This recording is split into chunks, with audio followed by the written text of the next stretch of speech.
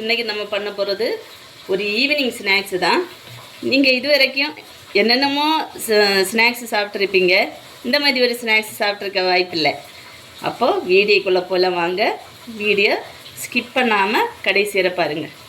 இது கொத்தமல்லி கட் பண்ணி வச்சுருக்கேன், இஞ்சி கட் பண்ணி வச்சுருக்கேன், கருவேப்பிலை, இது பச்சை மிளகாய் ஒன்று சின்னது எடுத்துருக்கேன், உங்கள் தேவைக்கு எடுத்துக்கிடுங்க. பூண்டு சதைச்சி வச்சுருக்கேன், பெரிய வெங்காயம் ஒன்று கட் பண்ணி வச்சுருக்கேன், நைஸாக கட் பண்ணிக்கிடுங்க. இதெல்லாம் நம்ம இப்போ இதில் போட்டுக்கலாம். இது மைதா மாவு கொஞ்சமாக போட்டுக்கிடுங்க. மாவு போட்டுக்கிடுங்க. கடலை மாவு இருந்தால் கடலை மாவு கொஞ்சம் போட்டுக்கிடுங்க. என் போடலை கடலை மாவு இருந்தால் போட்டுக்கிடுங்க. என்கிட்ட இல்லை, அதனால் நான் போட்டுக்கலை. சரியா? மஞ்சத்தூள் போட்டுக்கிடுங்க. உப்பு போட்டுக்கலாம், தேவைக்கு போட்டுக்கிடுங்க. ஜீரகம் கொஞ்சம் கையால் நசுக்கி போட்டுக்கிடுங்க. நான் ஓமம் கொஞ்சம் போட்டுக்கிறேன், நீங்கள் தேவைப்பட்டால் போட்டுக்கிடுங்க. போட்டால் நல்ல வாசனையாக நல்ல சூப்பராக டேஸ்ட்டாக இருக்கும். இதெல்லாம் இப்படி கொஞ்சமாக இது பண்ணி விட்டுக்கலாம். இப்போது இதில் மெயின் ஐட்டம் என்ன சேர்க்க போகிறோன்னா, இதுதான் ப்ரெட்டு ஒரு 3 பீஸ் நான் போட்டுக்கிறேன். கொஞ்சமாக தண்ணி சேர்த்துக்கிறோம். ஒரு லெமன் எடுத்துக்கலாம், கட் பண்ணி அதில் உள்ள ஜூஸ் ஊற்றுக்கணும்.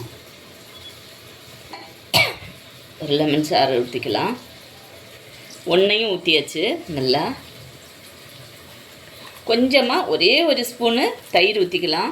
பெப்பர் போட்டுக்கலாம், கொஞ்சமாக, ஜாஸ்தி வேண்டாம். காஷ்மீர் சில்லி கொஞ்சம் அதிகமாக போட்டுக்கிடுங்க.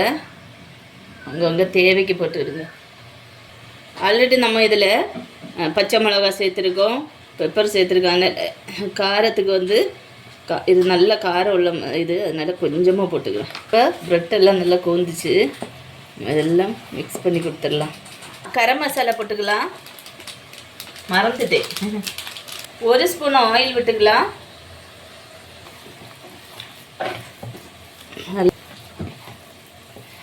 நல்லா விரசி கொடுங்க. நல்ல செம்ம வாசனை வருது. இப்போவே எப்போ பண்ணி சாப்பிட்றதுன்னு சொல்லி இருக்குது, அந்த மாதிரி வாசனை. உப்பு இருக்கானெல்லாம் பார்த்துக்கிடுங்க, உப்பு இருக்குது. இப்போது கடாய் ஸ்டவ்வில் வச்சுட்டு எண்ணெய் ஊற்றிக்கலாம். இது கொஞ்சம் கொஞ்சமாக உங்கள் விருப்பத்துக்கு எடுத்து போட்டுக்கிடுங்க. எப்படி ஷேப் வேணுமோ அந்த மாதிரி போட்டுக்கிடுங்க. சரிங்களா? நான் குட்டி குட்டியாக எடுத்து போட்டுக்கிறேன். இது எண்ணெய் நல்லா சூடானதுக்கப்புறம் இது போடும்போது எண்ணெய் மீடியம் இதில் வச்சுக்கிடுங்க, இல்லைன்னா டக்குன்னு கறிக்கு போயிடும். உள்ளே அதிகம் வேகாது. நல்ல முறுமுறுன்னு வரணும், இல்லை? நல்லா சிம்மில் வச்சே எடுக்கிறது நல்லது. சரிங்களா? இந்த மாதிரி மறைச்சி விட்டுக்கிடுங்க. அப்போ தான் நல்லா எல்லா இடத்துலையும் நல்லா மொறுமொறுன்னு நல்லா வேகும். இப்போ நல்லா பார்த்தீங்களா, மொறுமொறுன்னு இருக்குது. அவ்வளோதான், நம்ம சிக்கன் பக்கோடா சூப்பராக செம்மையாக ரெடி ஆயிடுச்சு.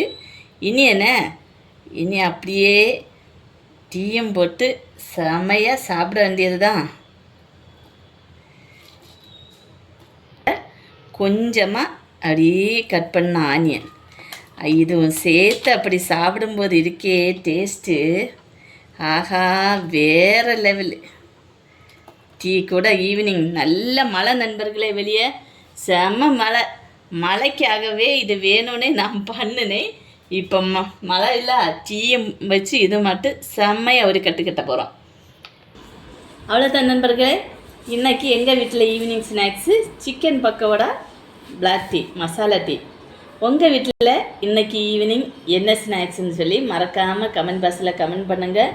எத்தனை பேருக்கு இது பிடிக்கும்னு சொல்லி கமெண்ட் பண்ணுங்கள். வீடியோ ஸ்கிப் பண்ணாமல் பாருங்கள், சப்போர்ட் பண்ணுங்கள். அப்படியே ஒரு லைக் பண்ணுங்கள். சப்ஸ்கிரைப் பண்ணாதவங்க சப்ஸ்கிரைப் பண்ணி பெல் பட்டன் டச் பண்ணி வச்சுக்கோங்க. ஓகே, பாய்.